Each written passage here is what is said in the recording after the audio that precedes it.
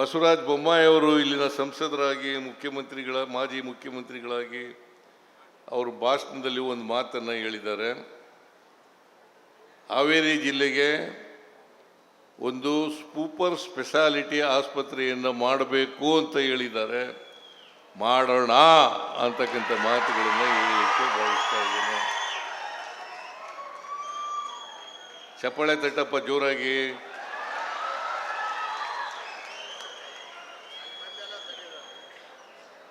ಬಿಜೆಪಿನಲ್ಲಿ ಇದ್ರೂ ಕೂಡ ಅವ್ರು ನಮ್ಮ ಮನುಷ್ಯನೇ.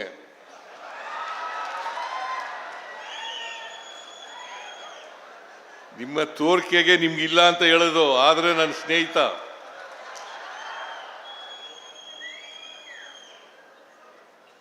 ಅವ್ರ ತಂದೆ ನಾನು ಭಾಳ ಚೆನ್ನಾಗಿದ್ದು. SR ಬೊಮ್ಮಾಯಿ ಅವರು ನಾನು ಕೂಡ ಭಾಳ ಆತ್ಮೀಯವಾಗಿದ್ದು.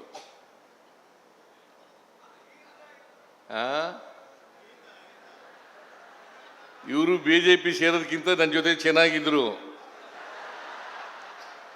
BJP ಸೇರಿದ ಮೇಲೆ ಸ್ವಲ್ಪ ರಾಜಕೀಯ ಕಾರಣಕ್ಕೋಸ್ಕರವಾಗಿ ವಿರುದ್ಧವಾಗಿದ್ದಾರೆ ಅಂತಕ್ಕಂಥ ಮಾತುಗಳನ್ನು ಹೇಳಲಿಕ್ಕೆ ಬಯಸ್ತಾ ಇದ್ದಾನೆ. ಆದರೂ HK ಪಾಟೀಲ್ ಹೇಳಿದ್ದಾರೆ, ಶಿವಾನಂದ ಪಾಟೀಲ್ ಹೇಳಿದ್ದಾರೆ, ಬಸವರಾಜ ಬೊಮ್ಮಾಯಿ ಅವರು ಹೇಳಿದ್ದಾರೆ, ಮತ್ತು ರುದ್ರಪ್ಪ ಲಮಾಣಿ ಅವರು ಹೇಳಿದ್ದಾರೆ, ಶಿವಣ್ಣವರು ಹೇಳಿದ್ದಾರೆ. ಇಲ್ಲಿ ಒಂದು ಸೂಪರ್ ಸ್ಪೆಷಾಲಿಟಿ ಆಸ್ಪತ್ರೆ ಬೇಕೇ ಬೇಕು, ಮಾಡೋಣ ಅಂತಕ್ಕಂಥ ಮಾತುಗಳನ್ನು ಹೇಳಲಿಕ್ಕೆ ಬಯಸ್ತೇನೆ. ಯಾಕಂತಂದರೆ ನಾವು ಇದನ್ನು ಹಾವೇರಿ ಜಿಲ್ಲೆಯನ್ನು ಉತ್ತರ ಕರ್ನಾಟಕದ ಹೆಬ್ಬಾಗಿಲು ಅಂತ ಕರಿತೀವಿ.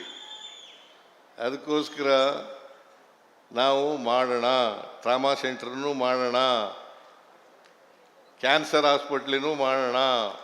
ಯಾಕಂತಂದರೆ ನಮ್ಮ ಸಮಾಜ ಇದೆಯಲ್ಲ, ನಮ್ಮ ಸಮಾಜದಲ್ಲಿ ಬಡವರ ಸಂಖ್ಯೆನೇ ಜಾಸ್ತಿ ಇರ್ತಕ್ಕಂಥದ್ದು. ಬಡವರೆಲ್ಲರೂ ಕೂಡ ಸರ್ಕಾರಿ ಆಸ್ಪತ್ರೆಗಳಿಗೆ ಬರ್ತಕ್ಕಂಥದ್ದು. ಸಾಮಾನ್ಯವಾಗಿ ಶ್ರೀಮಂತರು ಮಾತ್ರ ಪ್ರೈವೇಟ್ ಹಾಸ್ಪಿಟಲ್ಗಳಿಗೆ ಹೋಗ್ತಕ್ಕಂಥದ್ದು. ಮತ್ತು ಅಲ್ಲಿ ಚಿಕಿತ್ಸೆ ಭಾಳ ದುಬಾರಿ. ಅಷ್ಟೊಂದು ದುಬಾರಿ ಚಿಕಿತ್ಸೆಯನ್ನು ಸಾಮಾನ್ಯ ಜನ ಭರಿಸೋದು ಕಷ್ಟ ಆಗ್ತದೆ.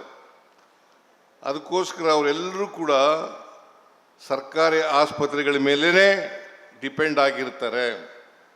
ನಾವು ಹತ್ತಿರದಲ್ಲಿ ಅವರಿಗೆ ಆರೋಗ್ಯ ಸೇವೆಯನ್ನು ಕೊಡಬೇಕು ಅನ್ನೋದಾದರೆ ಪ್ರತಿ ಜಿಲ್ಲೆನಲ್ಲೂ ಕೂಡ ಒಂದು ಮೆಡಿಕಲ್ ಕಾಲೇಜ್ ಇರಬೇಕು, ಒಂದು ಆಸ್ಪತ್ರೆ ಇರಬೇಕು, ಒಂದು ಸೂಪರ್ ಸ್ಪೆಷಾಲಿಟಿ ಸೆಂಟ್ರ್ ಇರಬೇಕು, ಟ್ರಾಮಾ ಸೆಂಟ್ರ್ ಇರಬೇಕು, ಒಂದು ಕ್ಯಾನ್ಸರ್ ಹಾಸ್ಪಿಟ್ಲ್ ಇರಲೇಬೇಕು ಅಂತಕ್ಕಂಥ ಮಾತುಗಳನ್ನು ಈ ಸಂದರ್ಭದಲ್ಲಿ ಹೇಳಲಿಕ್ಕೆ ಬಯಸ್ತಾ ಇದ್ದೇನೆ.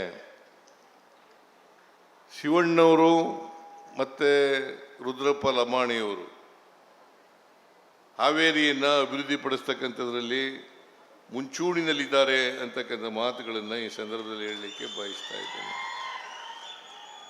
ನಾವು ನಮ್ಮ ಸರ್ಕಾರ ಎಲ್ಲರನ್ನೂ ಒಳಗೊಂಡಿರ್ತಕ್ಕಂಥ ಸರ್ಕಾರ.